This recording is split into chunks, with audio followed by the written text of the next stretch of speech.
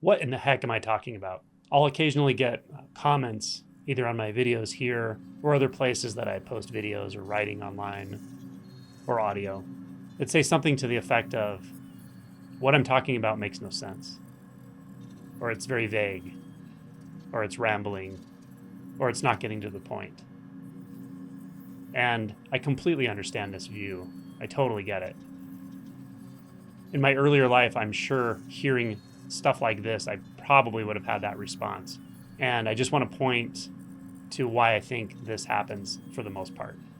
What I'm pointing to really is the possibility of experiencing a shift in identity, which means what you take yourself to be. Now, what you shift into is closer to what your true nature actually is. So for that to happen, there has to be a release from what we take ourselves to be. And initially, what we take ourselves to be is a collection of beliefs. It's thought-based. It's conceptual.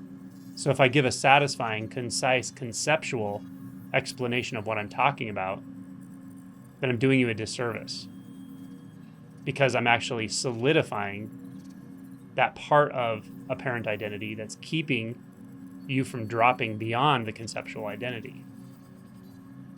So it's going to sound vague or unsatisfying to the cognitive mind. And I get that. From its standpoint, this message has nothing for you. From the standpoint of the tightly woven cognitive identity structure, this message is not only useless, it's potentially dangerous. It's not something you want to hear from that part of yourself. But I promise you, there's a deeper part of yourself that can resonate with this. But sometimes it takes a while for a crack to open up in that conceptual framework, and you get that taste that, oh, I see what you're pointing at. It's not something I can define with thoughts and beliefs. Yeah? There's a quote in the book 3 Pillars of Zen that says, if I talk to you about Zen, it's not Zen I'm talking about. And this is exactly how it is. If I talk to you about awakening, it's not awakening I'm talking about. And there's no way around that. There's no conceptual or intellectual explanation I can give you that will point to what I'm actually pointing to. It just can't happen.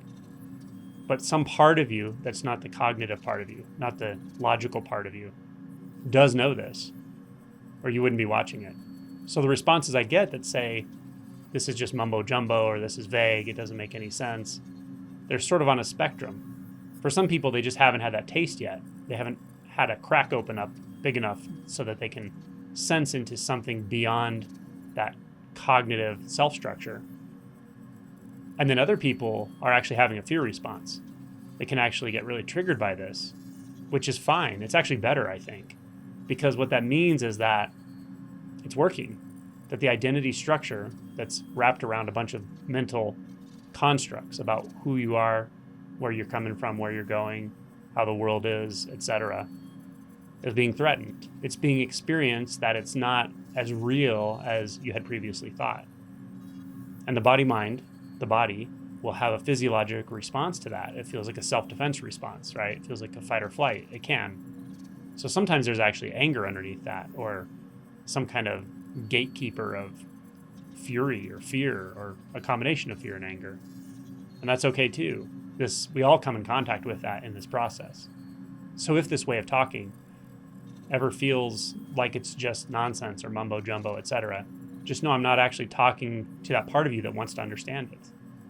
It doesn't really concern me whether someone understands this intellectually or not, because it's totally irrelevant. What I'm pointing to doesn't have anything to do with the cognitive part of ourselves. So you can still receive the message if your mind doesn't understand it. It's perfectly okay. Just feel into it.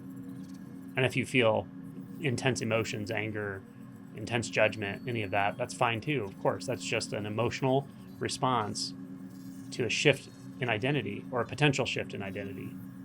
Just sit with it. It's okay. It might hit you a few weeks later or a year later.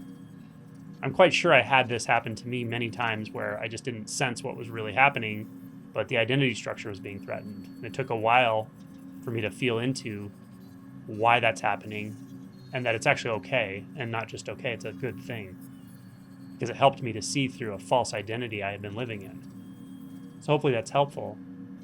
And you might recognize that if the mind is unsatisfied by the way I speak about this, about awakening and realization, but that's okay.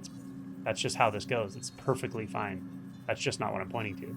So sometimes it just has to percolate down a little bit into a deeper identity structure.